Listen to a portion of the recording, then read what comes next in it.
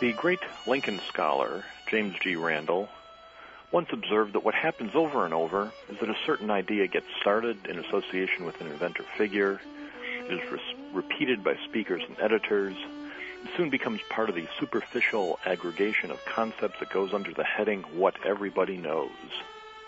One example of that is, well, everybody knows Abraham Lincoln suffered from depression. He was a manic depressive, was he not? We'll talk today to somebody who really knows the story about that, Joshua Wolfshank, author of Lincoln's Melancholy, when we return on Civil War Talk Radio.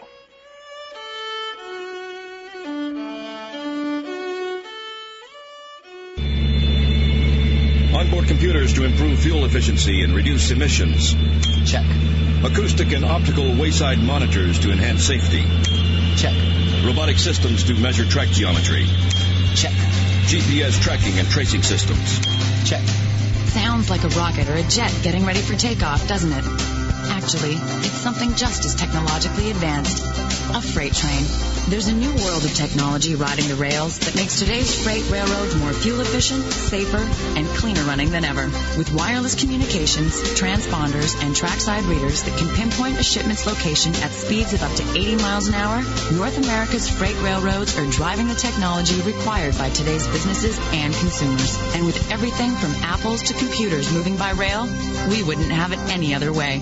Chances are, the things you'll use tomorrow are taking the train today.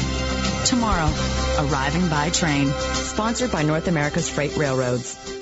Remember when you laughed during a business conference? You felt more energized, more alert, and more receptive to the message being delivered. Hi, I'm Russ Dolnack, and I make people laugh. And as a professional humorous speaker, I open up a morning conference session with a laugh or close off the day with a funny recap. It's just a one-of-a-kind experience. Visit russisfunny.com right now. Get an audience into it. You know, if they're laughing, it's paying big dividends. They're more relaxed, they're more creative, and if nothing else, a humorous speaker leaves each and every one of them with a smile on their face. You need comedy. Custom, clean, clever comedy. Otherwise, your audience might just doze off. Just imagine, if you had to listen to hours of serious commentary without a break, come on. Pack some upbeat energy into your next event. Humor works. Find me, Russ Dolnack, at russisfunny.com because, well, russischubby.com was taken. World Talk Radio, bringing the world to you.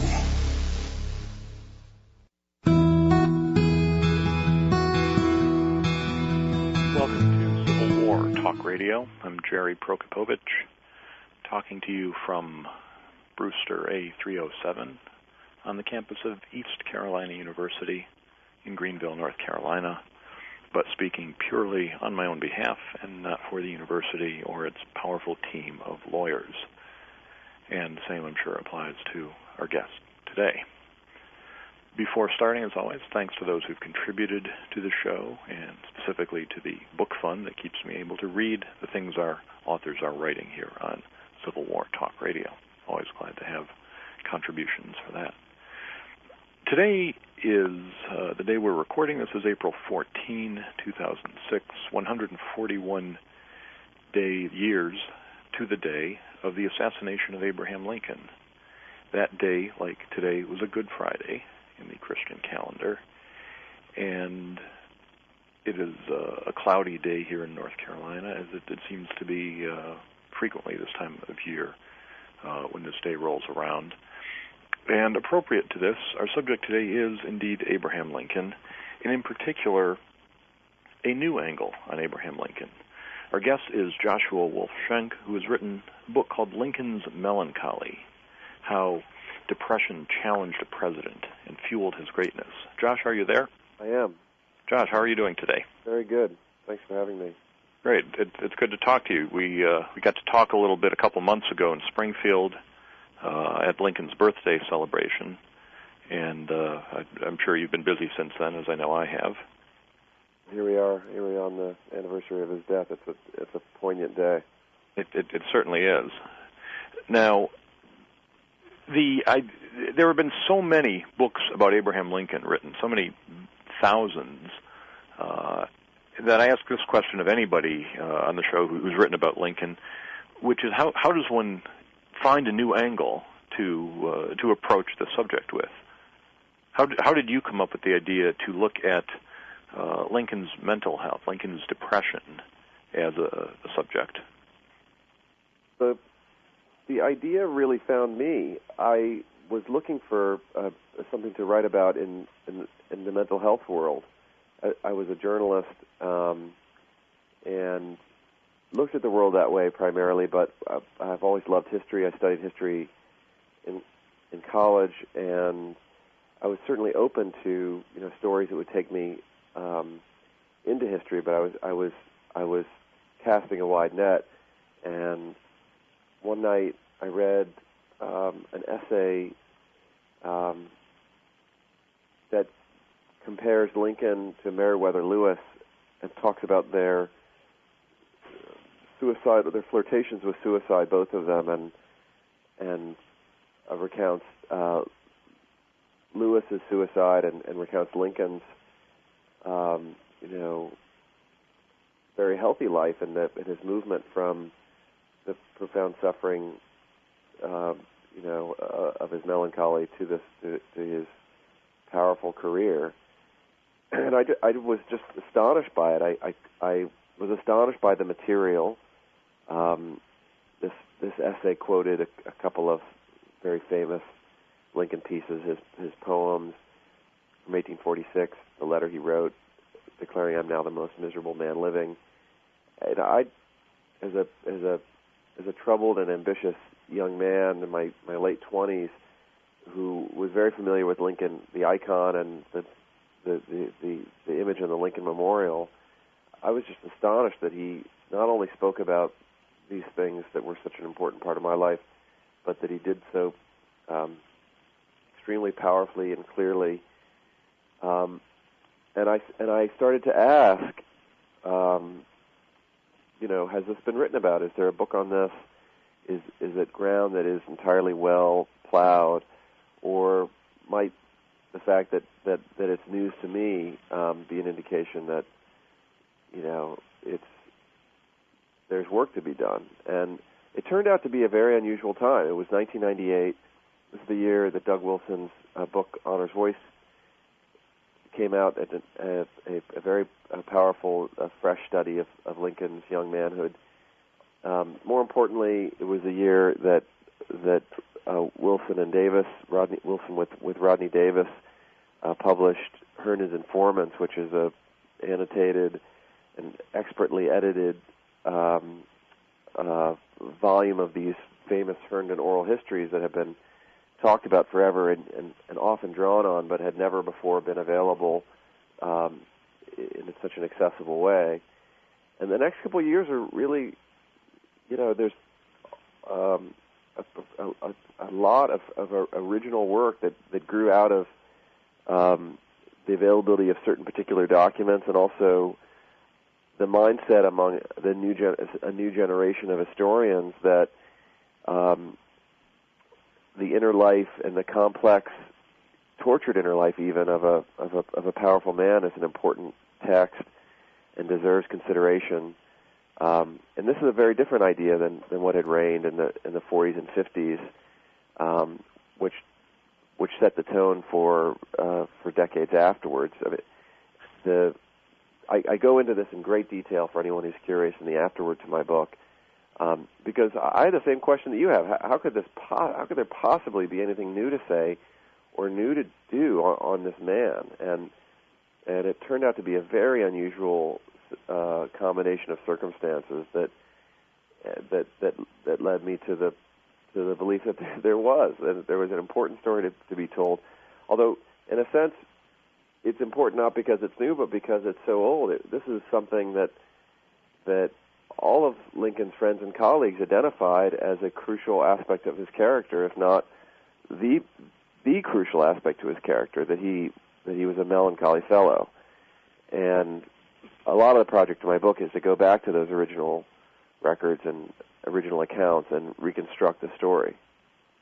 Well, let's take a look at that story. You mentioned Herndon's Informants, which is, as you said, William Herndon was, of course, Lincoln's law partner who, after Lincoln's death, went around collecting these oral histories of people who had known Lincoln and meant to use it as a source of his own biography, but which he did, but that was not quite as successful as he'd hoped.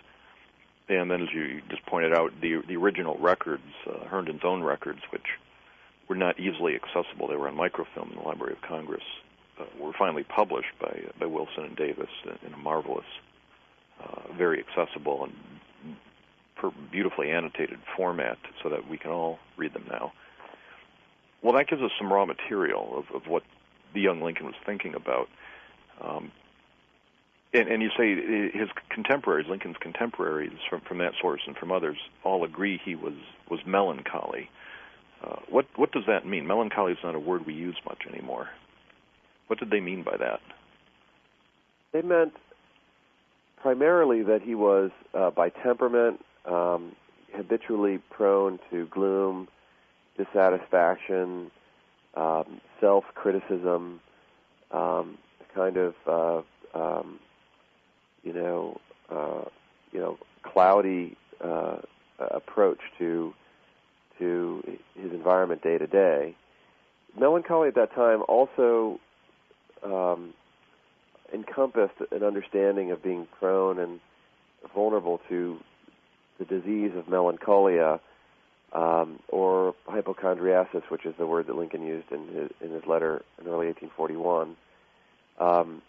There were these two elements that were understood to be connected, though quite distinct. One is a matter of temperament, what it's like day to day, and the other is a matter of disease. And a lot of people misunderstand and think that I am diagnosing Lincoln, that I am putting a medical label on his person, and that's absolutely not the case. There are moments in his story where a medical perspective is relevant, and most dramatically, these are his two breakdowns at age 26 and 32. You could look at those and say they fit with what we now call major depression, and that's somewhat helpful because there's a lot of great research on major depression, and you can look at Lincoln with that in mind and learn some things about him. But his story is much bigger than a diagnosis, and that's the real project to go from your question and say, well, what did this mean? They say that he was melancholy. They also use the phrase mental depression. Lincoln, as I said, uses the word hypochondriasm, a reference to hypochondriasis. So the project, a lot of the project of the book, is to reconstruct this world and Lincoln's place in it, and to take him all the way through his story.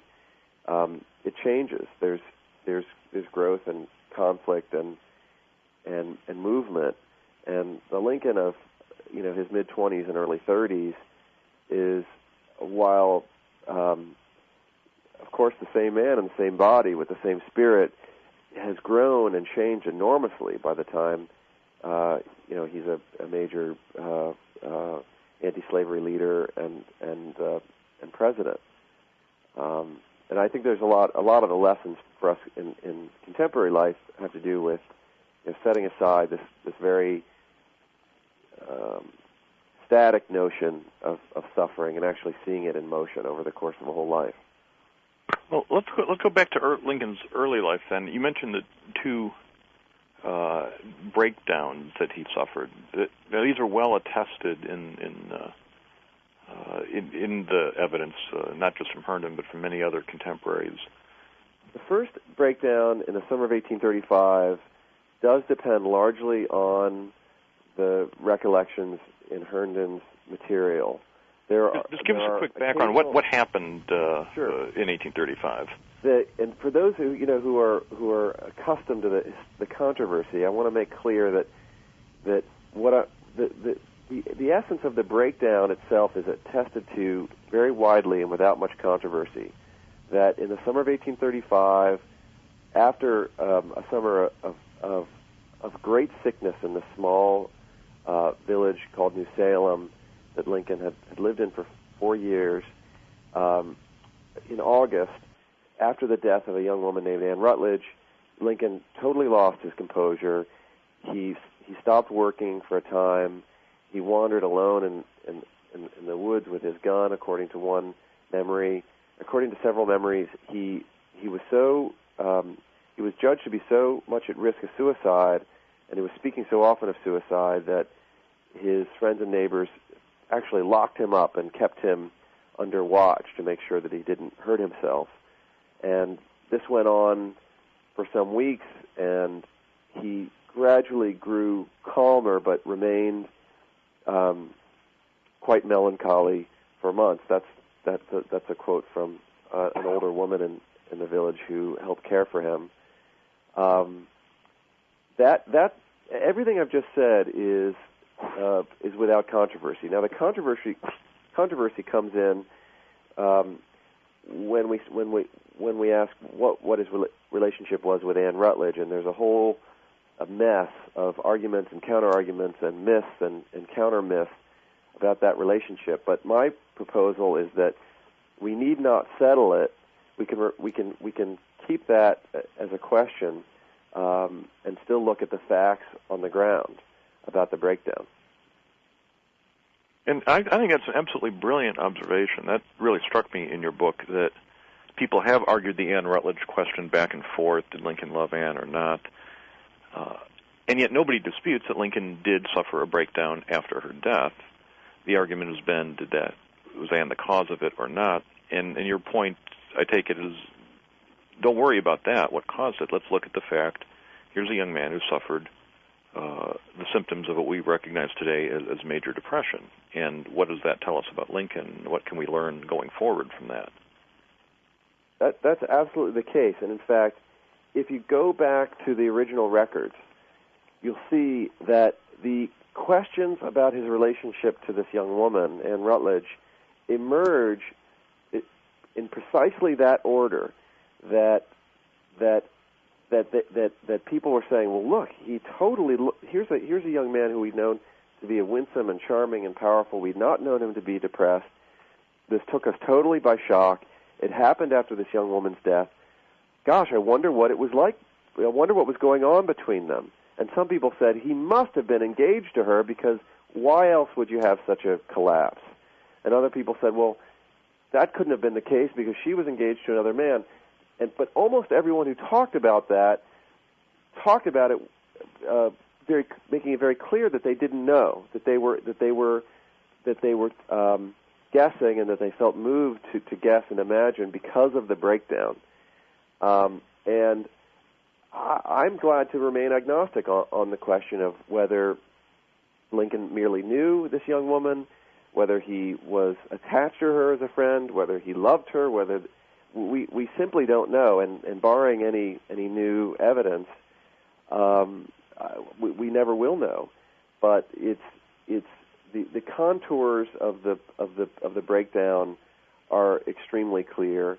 Even though, again, there are all kinds of questions that we'd like to see answered. I mean, this is the approach I take all the way through the book, that the reliable data forms a kind of frame, and we have to interpret based on that reliable data, and that sometimes there's an advantage in not knowing the details. I mean, it's certainly consistent with real life. I mean, many suicides, many depressions that people recover from, there's a mystery at the core of it. What set it off?